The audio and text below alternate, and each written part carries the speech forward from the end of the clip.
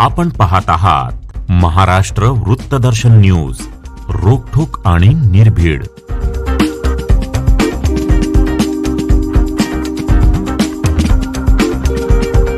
लोकनेते स्वर्गीय अजितदादा पवार यांच्या जयंतीनिमित्त आमदार इद्रिस नायकवडेनं जो आरोग्य शिबिर घेतला आहे ते एक ढोंग आहे. आमदारकी वाचवण्यासाठी घेतलेला हे आरोग्य शिबिर आहे. सभागृहामध्ये अल्पसंख्याचा एकही आमदार नाही, मुस्लिम समाजा एकही आमदार नाही.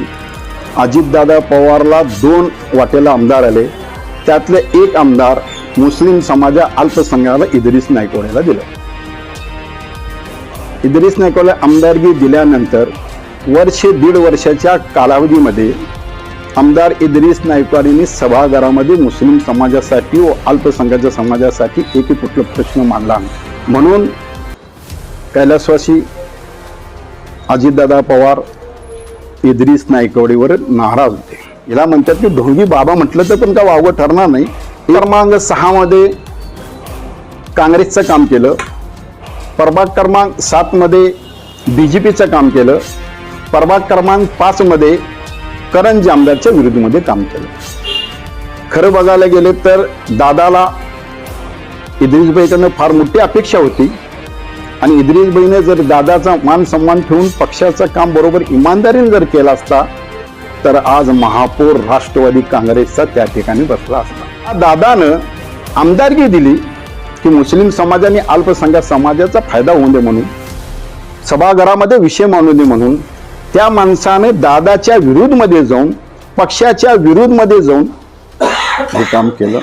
10 किंवा 11 फेब्रुवारीला तुम्हाला फोन करतो या आणि आपण काय ते बघूया. याचा अर्थ असा की 10 किंवा 11 तारखेला दादा इद्रिस नायकवडे यांचा राजीनामा घेणार होते.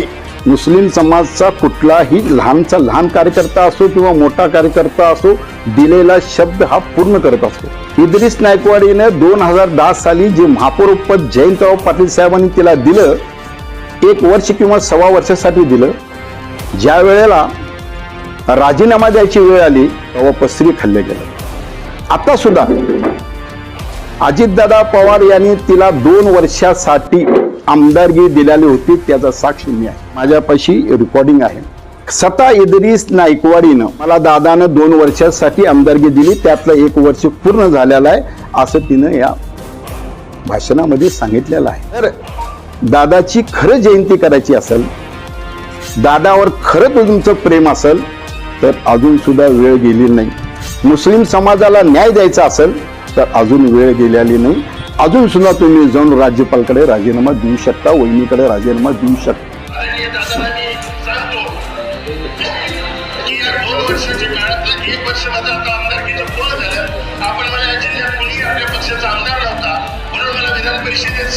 मुस्लिम समाजाचा धाक दाखवून, अल्पसंख्याच्या समाजाचा धाक दाखवून वेळ मारून घ्यायचं काम चालू आहे.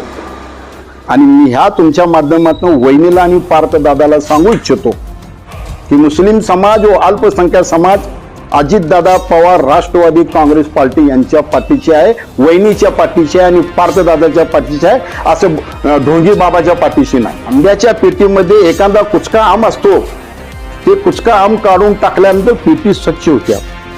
तसं हे कुचका आम मुस्लिम समाजामध्ये आहे, याला काढून टाकलं पाहिजे तर पेटी स्वच्छ होईल आणि समाज जेवढा आहे आणि जोराने राष्ट्रवादी काँग्रेसच्या पाठीमागे राहील. आमचा मुस्लिम समाज एवढं नाराज झालेला आहे की समाजाचं नाव बदनाम करण्याचं काम आमदार इद्रिस नायकवडेंनी केलं. त्यांचं तर जरा भांडा राखा. सकाळी 9 वाजता मला कळालं की दादाचं दुःख निधन विमानाने अपघातामुळे झालं. पूर्ण महाराष्ट्र दुःखात होतं, त्यांचे विरोधक सुद्धा दुःखात होतं की एक नेता जे सर्व समाजाला घेऊन चालणारा नेता आज आपल्यापासून गेलेला आहे म्हणून दुःखात होतं. पूर्ण महाराष्ट्र असू दे, पूर्ण देश म्हटलं तर वावगं ठरणार. आम्ही दुःखात होतो आणि सगळ्यात जर खुशी जर कोणाला झाली असेल त्या दिवशी 28 तारखेला तो आमदार इद्रिस नायकवडेला झाली. का की माझा राजीनामा होणार नाही. 1.5 वर्षात कुठलं काम केलं नाही, महापालिकेच्या विरोधमध्ये गेला, दादाच्या विरोधमध्ये गेला आणि मुस्लिम समाजाचं नाव बदनाम करायचं जर काम कोणी केलं असेल ते आमदार इद्रिस नायकवड यांनी केले. लोकनेते स्वर्गीय अजितदादा पवार यांच्या जयंतीनिमित्त आमदार इद्रिस नायकवड यानं जो आरोग्य शिबिर घेतला आहे ते एक ढोंग आहे. आमदार वाचवण्यासाठी, आमदारगी वाचवण्यासाठी घेतलेलं हे आरोग्य शिबिर आहे. स्वर्गीय अजितदादा पवार यांनी अल्पसंख्यावर, खास करून मुस्लिम समाजावर जास्त प्रेम करत होते. सभागृहामध्ये अल्पसंख्याचा एकही आमदार नाही, मुस्लिम समाजा एकही आमदार नाही. अजितदादा पवारला 2 वाटेला आमदार आले, त्यातले एक आमदार मुस्लिम समाजा अल्पसंख्याला इद्रिस नायकवडेला दिलं. इद्रिस नायकवडेला आमदारगी दिल्यानंतर दीड वर्षाच्या कालावधीमध्ये आमदार इद्रिस नायकवडेंनी सभागृहामध्ये मुस्लिम समाजासाठी व अल्पसंख्याच्या समाजासाठी एकही कुठला प्रश्न मांडला नाही. म्हणून कैलासवासी अजितदादा पवार इद्रिस नायकवडेवर नाराज होते. 9 डिसेंबरला दादा मिरजेमध्ये आले. महापालिकेची इलेक्शन होती, निवडणूक होती. त्या निवडणुकीमध्ये शरद जाधवच्या घरी मी, दादा आणि कार्यकर्ते थांबले होते. दादाने मला विचारले, अरे जमील इद्रिस का विरोधमध्ये काम करतोय का? मी म्हटलो दादा होय. ठीक आहे, मी संध्याकाळी त्याला सांगून जातो, उद्या तुम्ही मला जरा फोन करून सांगा दुरुस्ती झाल्या का नाही. ठीक आहे म्हटलं. दुरुस्त का झाल्या नाही. 10 वाजता डिसेंबर होतं, रॅली आमची होती. मी दादाला पियाला फोन लावलो. त्यांचं पियाचं नाव होतं चोबी म्हणून. चोबी मला फोन म्हटले, दादा पण रॅलीमध्ये तुम्हाला 10-15 मिनिटात फोन करते. मग चोबी पियाचा यांचा फोन आला. दादा मला म्हटले, जमील बाबा बोला. मी म्हटलो साहेब सुधारणा काय झालेलं नाही, दुरुस्त काय झालं. काय म्हणता? हा, माझ्या पक्षाच्या विरुद्धमध्ये काम करता, मला असं चालणार नाही, असं रागाच्या भरात बोलून त्यांच्या पियाला म्हणते, लाव रे इद्रिसला फोन. इद्रिसला फोन लावलं गेलं. काय त्यांचं बोलणं झालं. 11 डिसेंबरला इद्रिस भाईने आपल्या ऑफिसमध्ये पत्रकार म्हणजे मेळावा घेतला. कार्यकर्त्याला बोलवलं आणि एक ढोंग म्हणून, याला म्हणतात की ढोंगी बाबा म्हटलं तर पण काय वावगं ठरणार नाही, एक ढोंग म्हणून राष्ट्रवादीचे 4 नगरसेवकाला बसविलं आणि माझा पाठिंबा म्हणून व्हिडिओ शूटिंग करून अजितदादाला पाठवण्यात आलं. प्रभाग क्रमांक 6 मध्ये काँग्रेसचं काम केलं. प्रभाग क्रमांक 7 मध्ये बीजेपीचं काम केलं. प्रभाग क्रमांक 5 मध्ये करण जामदारच्या विरुद्धमध्ये काम केलं. खरं बघायला गेले तर दादाला इद्रिसभाईकडनं फार मोठी अपेक्षा होती आणि इद्रिसभाईनं जर दादाचा मान सन्मान ठेवून पक्षाचं काम बरोबर इमानदारीने जर केलं असता तर आज महापौर राष्ट्रवादी काँग्रेसचा त्या ठिकाणी बसला असता. ज्या माणसानं, ज्या दादानं आमदारगी दिली की मुस्लिम समाजाने अल्पसंख्याक समाजाचा फायदा होऊ दे म्हणून, सभागृहामध्ये विषय मांडू नये म्हणून, त्या माणसानं दादाच्या विरोधमध्ये जाऊन, पक्षाच्या विरोधमध्ये जाऊन हे काम केलं. 27 जानेवारीला दादाचा वेळ घेऊन मी दादाला भेटायला गेलो. 27 जानेवारी मी आणि तुमच्यातले जे पत्रकार माझे मित्रबंधू होते जाऊन भेटलो. 27 जानेवारीला सकाळी 11 वाजता मला मंत्रालयात दादाची माझी गाठ झाली. माझं काय काम होतं मी दादाला देतो. दादाने वाचून बघितलं, जमील भाई बरोबर आहे.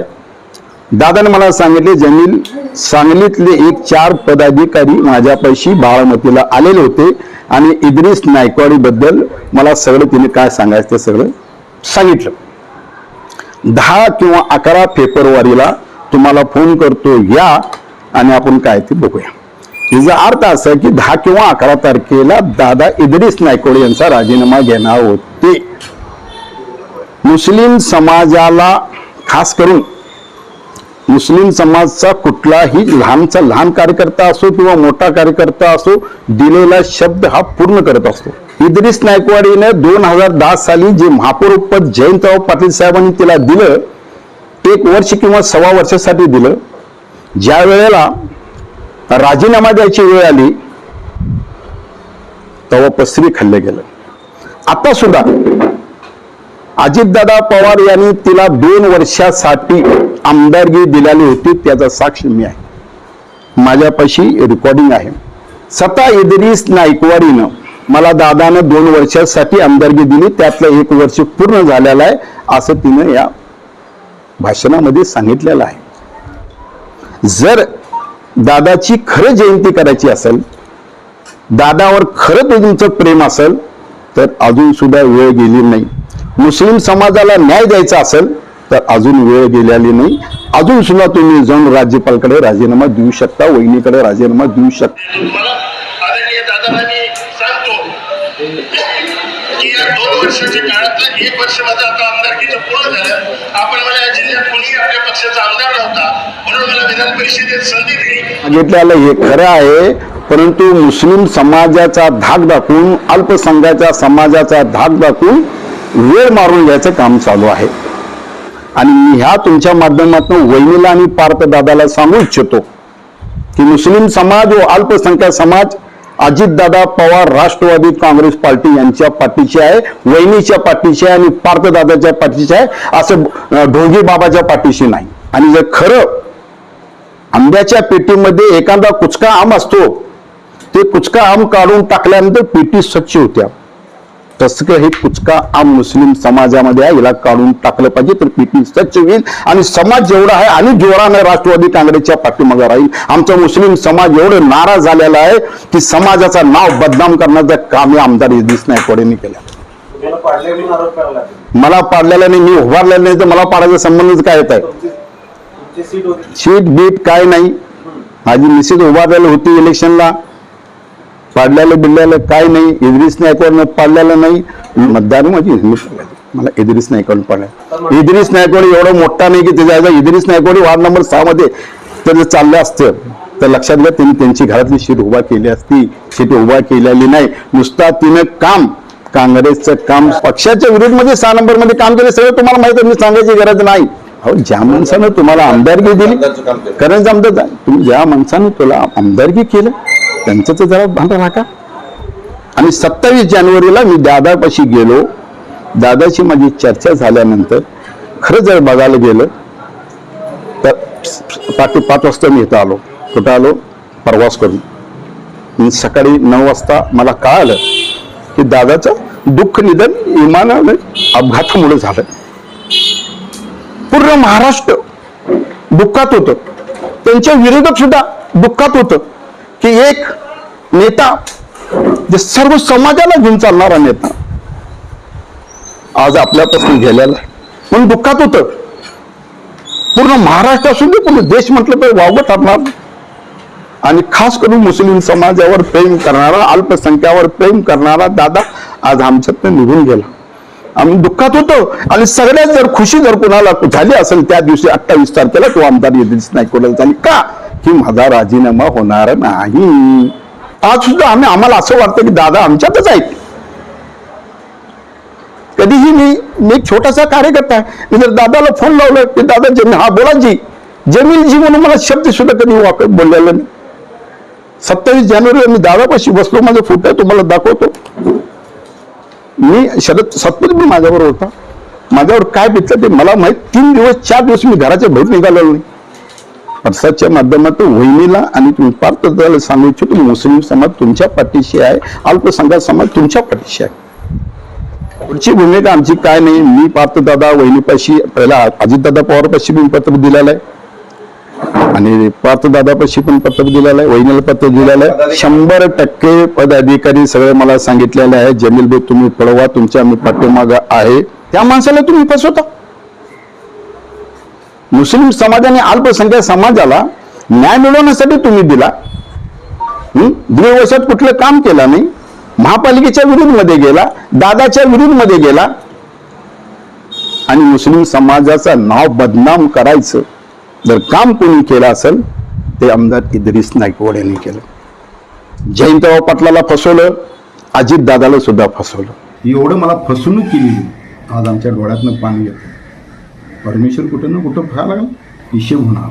शानं राजीनामा वरिष्ठांनी त्याच्याकडे मागितलेला आहे.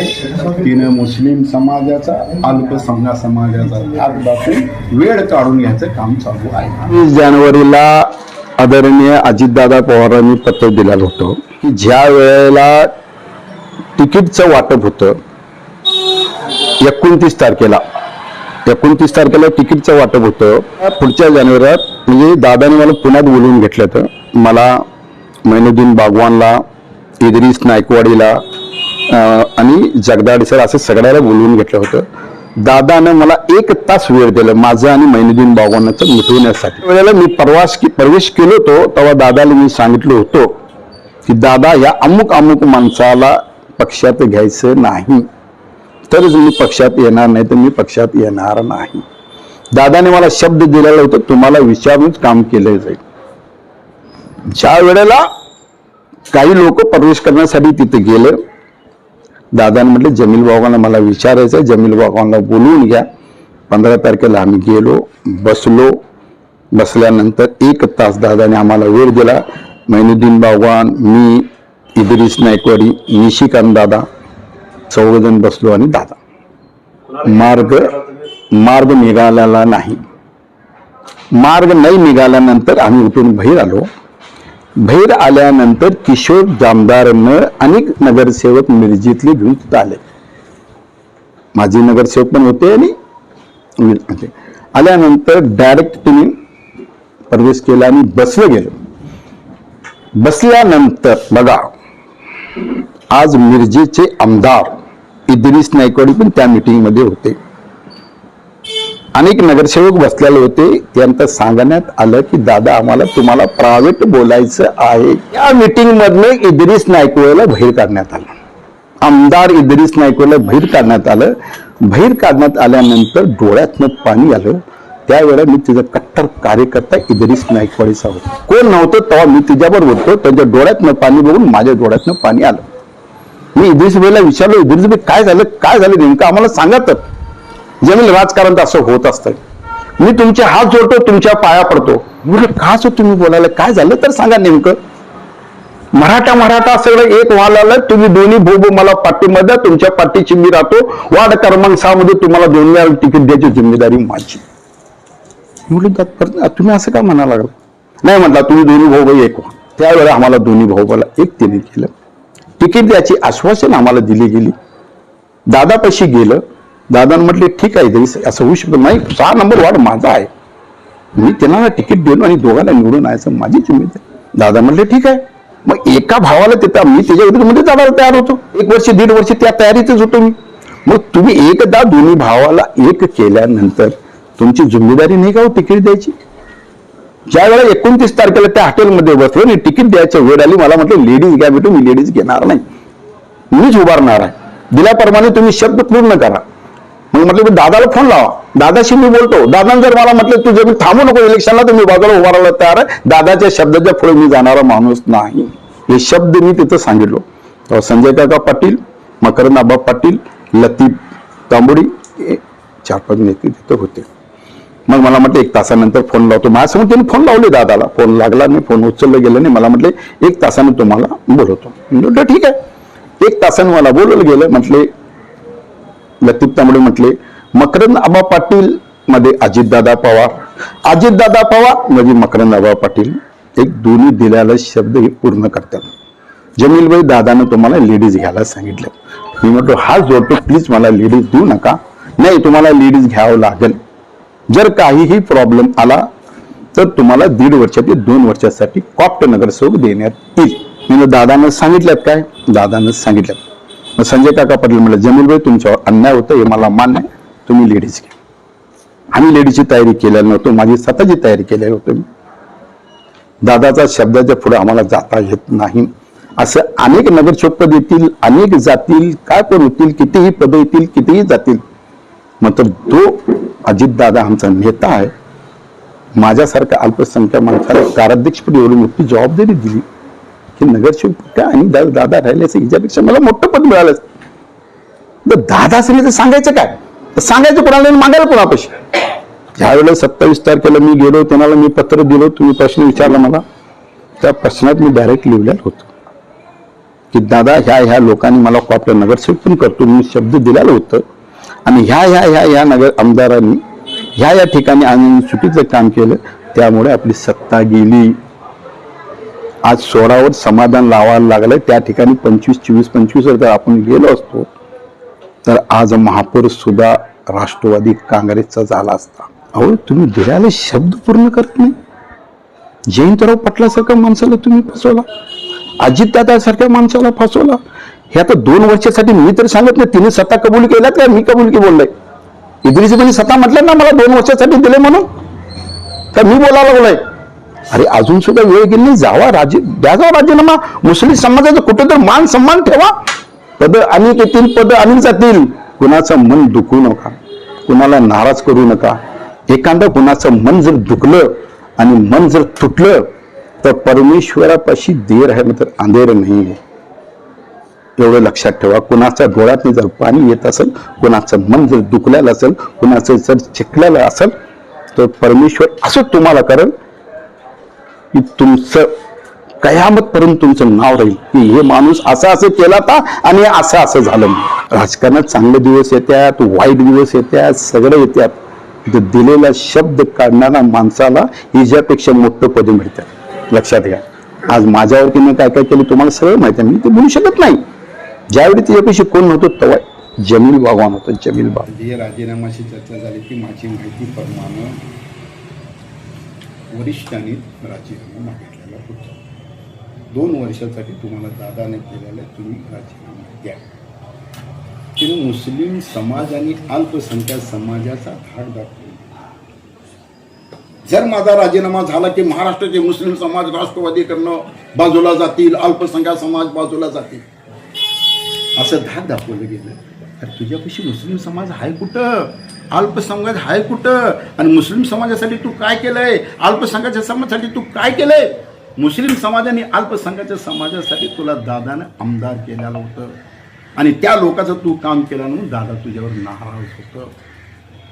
ज्या महानगरपालिकेच्या निवडणुकीमध्ये ज्या माणसाला तुला आमदारगी केली त्या माणसाला तू फसवला, त्या पक्षाच्या विरुद्धमध्ये तू काम केला.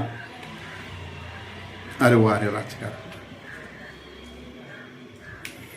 मी जास्त बोलत नाही, वेळ प्रसंग पुढं घेत जाईल.